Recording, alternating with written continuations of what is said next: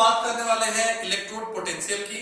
In the previous part मैंने आप लोगों से गैल्वेनिक सेल डिस्कस किया था और अब हम लोग इलेक्ट्रोड पोटेंशियल डिस्कस करने जा रहे हैं। बहुत ही इंपॉर्टेंट है और कॉन्सेप्चुअल पॉइंट है, आपको अच्छी तरह से इसको समझना चाहिए क्योंकि इस पर बेस्ड काफी सारी क्वेश्चंस आपको एग्जाम्स में आते हैं, चाहे वो बोर्ड एग्जाम्स हो या जी के एग्जाम्स हो या इवन नीट के भी एग्जाम्स हो। ओके, तो हम लोग इसको बहुत अच्छे तरीके से समझने वाले हैं, तो then get ready for electrode potential.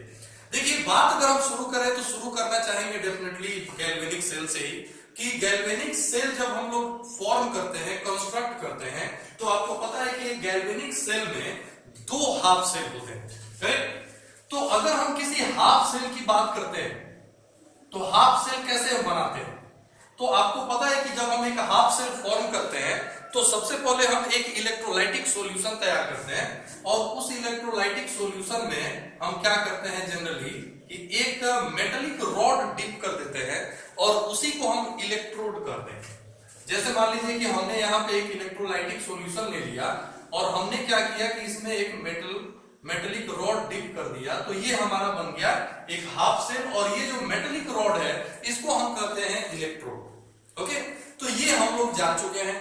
और किसी भी गैल्वेनिक सेल की अगर हम बात करें तो किसी भी गैल्वेनिक सेल में दो हाफ सेल होते हैं, आपको पता है। एक को हम कहते हैं ऑक्सीडेशन हाफ सेल और दूसरे को हम कहते हैं रिडक्शन हाफ सेल, करेक्ट?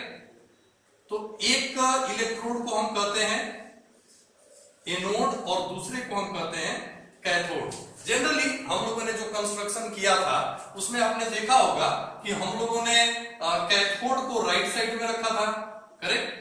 और एनोड को लेफ्ट साइड में रखा था। तो ये आप यहां तक जान चुके हैं। अब यहां से आगे हमको बढ़ना है और अब हम लोग ये जानने की कोशिश करेंगे कि इलेक्ट्रोड पोटेंशियल जो है वो क्या है और कैसे डेवलप होता है और क्या हम इसको मेजर कर सकते हैं। तो इन सारी बातों पे आज हम लोग अभी चर्चा करेंगे। तो सपोज हमारे पास एक हाफ सेल है, लेट्स कंसीडर कि हम एक हाफ सेल ले लेते हैं। तो आप जानते हैं कि जब एक हाफ सेल लेंगे, जैसे एग्जांपल के तौर पे मान लीजिए कि हमने एक हाफ सेल लिया जिसमें कि इलेक्ट्रोलाइट के रूप में हम लोगों ने जिंक सल्फेट सॉल्यूशन ले लिया और इसमें हमने क्या किया कि एक जिंक का ही रॉड यहाँ पे डिप कर दिया, तो ये बन गया हमारा एक हाफ सेल। ये हम लोगों ने गैल्वेनिक सेल में देखा भी था। इसी से आपको बात जो है वो बहुत ज्यादा क्लियर होगी। तो अब यहाँ पे एग्जैक्टली होता ये है कि जिंक जो है, ये हम लोग जानते हैं कि जिंक जनरली क्या करता है कि इलेक्ट्रॉन्स रिलीज करता है। कैसे? तो जिंक जो है Zn2+ आयन फॉर्म करता है और ये दो इलेक्ट्रॉन रिलीज करता है। और ये जो दो इलेक्ट्रॉन होते हैं वो डेफिनेटली अगर हम एक हाफ सेल की बात करें तो इस पर मौजूद रहते हैं। ये जो पूरा इलेक्ट्रोड है इसमें नीचे से ऊपर तक ये इलेक्ट्रॉन्स मौजूद रहते हैं और अगर हम इसको वायर के थ्रू कनेक्ट कर देते हैं ना, तब जाकर के ये इलेक्ट्रॉन क्या करते हैं कि धीरे धीरे धीरे धीरे ट्रांसफर होते हैं टुवर्ड्स कैथोड। लेकिन अभी फिलहाल हम लोग ये बात करेंगे कि ये जो इलेक्ट्रॉन्स जो है वो इसी एनोड पे हैं, तो डेफिनेटली ये जो एनोड होगा ये क्या होगा, निगेटिवली चार्ज हो जाएगा। ये हमको पता है। ये इलेक्ट्रोड क्या होगा, एनोड क्या होगा, ये निगेटिवली चार्ज हो जाएगा और साथ में क्या होगा कि ये Zn2+ आयन जो है वो सॉल्यूशन में आ जाएगा और सॉल्यूशन में आने की वजह से क्या होगा कि सॉल्यूशन में Zn2+ आयन होगा, यानी सॉल्यूशन में जो है प्लस आयन यानी कैटायन मौजूद होंगे, करेक्ट? तो इस तरह से आप देख सकते हैं कि यहां पर सेपरेशन ऑफ चार्ज हो रहा है। यहां पे चार्ज सेपरेट हो रहा है।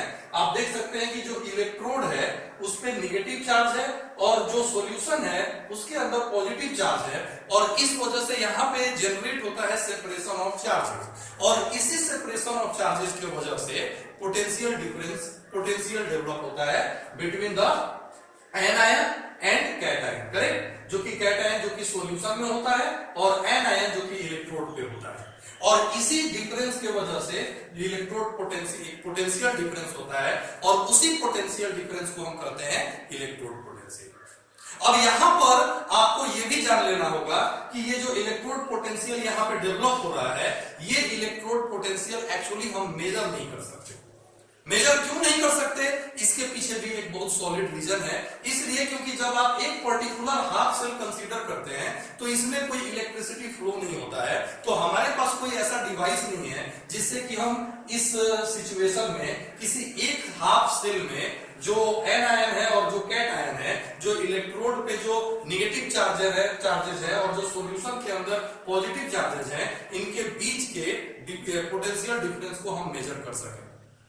तो आई थिंक ये क्लियर हो गया होगा कि यहां पर एक पोटेंशियल डिफरेंस जनरेट तो होता है लेकिन we can't measure it, correct ना? तो ये ध्यान रखिएगा कि इसको हम मेजर नहीं कर सकते कतई। तो अब यहां पर जैसे हम लोगों ने अभी एनोड की बात करी, ठीक वैसे ही हम बात कर सकते हैं किसकी, कैथोड की। तो कैथोड पे क्या होता है आप जरा सोचिए। कैथोड पे ये होता है कि अगर हम जैसे गैल्वेनिक सेल हम लोगों ने लिया था, तो उस गैल्वेनिक सेल की अगर हम चर्चा करें तो आप जानते हैं कि गैल्वेनिक सेल में जो कैथोड होता है वहां क्या होता है एग्जैक्टली। तो कैथोड में क्या होता है कि जब आप इसको कनेक्ट करते हैं, आप जनरली जब इसको कनेक्ट करते हैं, बीच में आप एक वोल्ट मीटर दे देते हैं और इसको जब आप कनेक्ट करते हैं तो इधर से जो है वो आपको इलेक्ट्रॉन्स यहां जाते हैं और यहां पर इसके अंदर सॉल्यूशन के अंदर Cu2+ आयंस होते हैं। अगर हम यहां पे सॉल्यूशन ले रहे हैं CuSO4 और ये जो कैथोड है ये अगर हम कॉपर का लेते हैं तो डेफिनेटली इस सॉल्यूशन के अंदर Cu2+ आयन होंगे, ये तो आपको पता होगा। तो ये जो Cu2+ आयन जो सॉल्यूशन में मौजूद होते हैं, ये Cu2+ आयन इलेक्ट्रॉन्स को एक्सेप्ट करते हैं और एक्सेप्ट करके यहां पर हम लोग क्या करते हैं, कॉपर फॉर्म करते हैं और वो जाकर के डिपॉजिट होता है कैथोड पे। तो यहाँ पे आप इजीली समझ सकते हैं कि यहाँ पे भी एक सेपरेशन ऑफ चार्ज आता है। इसमें क्या होता है कि निगेटिव चार्जेस ज्यादातर आपको मौजूद होते हैं सॉल्यूशन के अंदर और पॉजिटिव चार्ज जो है वो होता है आपको इस इलेक्ट्रोड के ऊपर।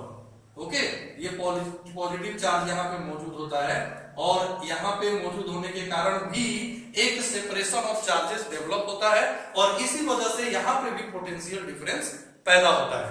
तो इस तरह से यहाँ पे भी पोटेंशियल डिफरेंस पैदा होता है, यहाँ पे भी पोटेंशियल डिफरेंस पैदा होता है और ये दोनों ही इलेक्ट्रोड पोटेंशियल कहलाते हैं। यानी ये भी इलेक्ट्रोड पोटेंशियल है, ये भी इलेक्ट्रोड पोटेंशियल है, लेकिन दोनों में आप देखो टेंडेंसी जो है वो अलग अलग है। यहाँ पे जो पोटेंशियल डिफरेंस जनरेट होता है वो ऑक्सीडेशन रिएक्शन के कारण होता है और यहाँ पे जो पोटेंशियल डिफरेंस जनरेट होता है वो रिडक्शन रिएक्शन के कारण होता है। तो इस तरह से आप ये समझ सकते हैं कि दोनों ही इलेक्ट्रोड पोटेंशियल हैं लेकिन दोनों का नेचर अलग अलग है। तो हम लोग जनरली क्या करते हैं, इसको ऑक्सीडेशन पोटेंशियल और यहाँ पे जो पोटेंशियल डिफरेंस होता है या यहाँ पे जो इलेक्ट्रोड पोटेंशियल होता है इसको हम कहते हैं रिडक्शन पोटेंशियल।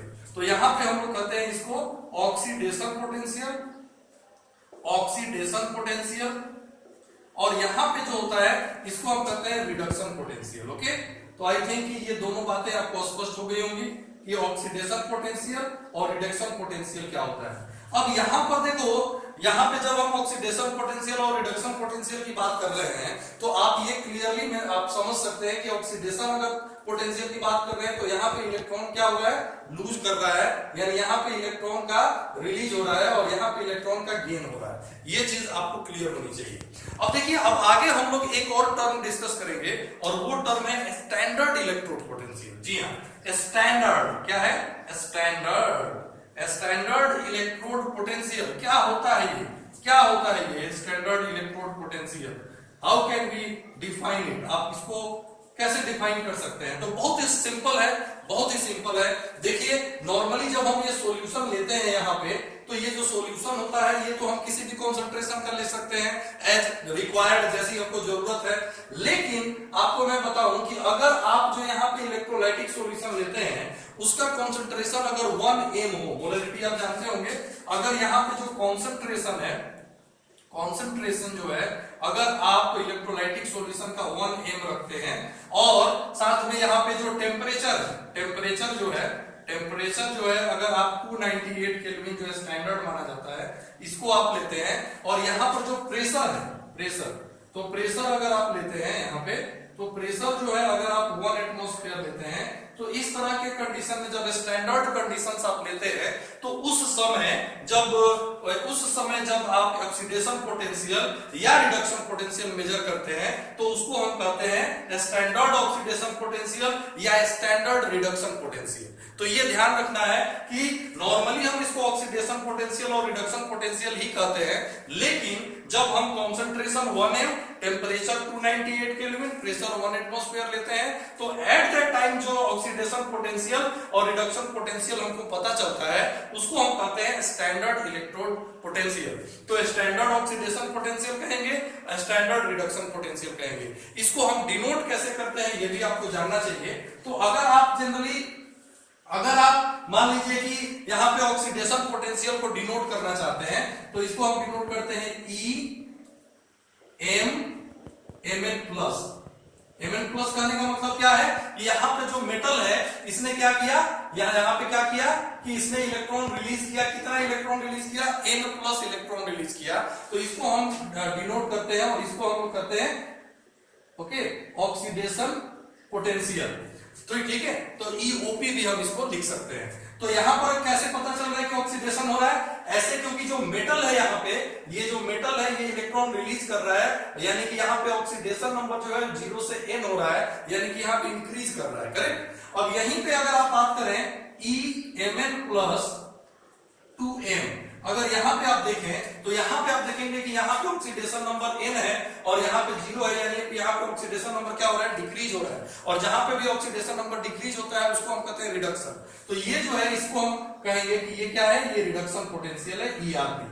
तो ये बात आप समझ गए होंगे कि यहाँ पे ऑक्सीडेशन पोटेंशियल को हम ऐसे डिनोट करते हैं, रिडक्शन पोटेंशियल को हम ऐसे डिनोट करते हैं। और अगर स्टैंडर्ड इलेक्ट्रोड पोटेंशियल की हम बात कर रहे हैं तो उस कंडीशन में यहाँ पे देखेंगे कि हम क्या करेंगे, स्टैंडर्ड जब वर्ड ऐड हो जाएगा, स्टैंडर्ड यहाँ पे ये समझ लीजिएगा, स्टैंडर्ड वर्ड जब ऐड हो जाएगा तब हम अगर ऑक्सीडेशन पोटेंशियल को डिनोट करना चाहेंगे तो हम उसको लिखते हैं E नॉट OP, या इसको हम लिख सकते हैं E not Mn plus. Okay, तो बहुत ही सिंपल है। स्टैंडर्ड वर्ड जब ऐड हो जाता है तो हम नोट लगा देते हैं और ये स्टैंडर्ड मेजरमेंट के लिए हम लोग कुछ स्पेशल कंडीशंस लेते हैं। ठीक है, इसी तरह से आप रिडक्शन को लेना चाहते हैं तो E नॉट RP लिख सकते हैं, या इसको हम लोग E not Mn plus M लिख सकते हैं। तो ये हमने आपको बताया कि आप कैसे सिंबॉलिकली जो है इनको डिनोट करते हैं। ओके, तो अब ये तो हम लोग समझ गए कि इलेक्ट्रोड पोटेंशियल क्या होता है और कैसे वो डेवलप होता है, स्टैंडर्ड इलेक्ट्रोड पोटेंशियल क्या होता है ये भी हम लोग समझ चुके हैं।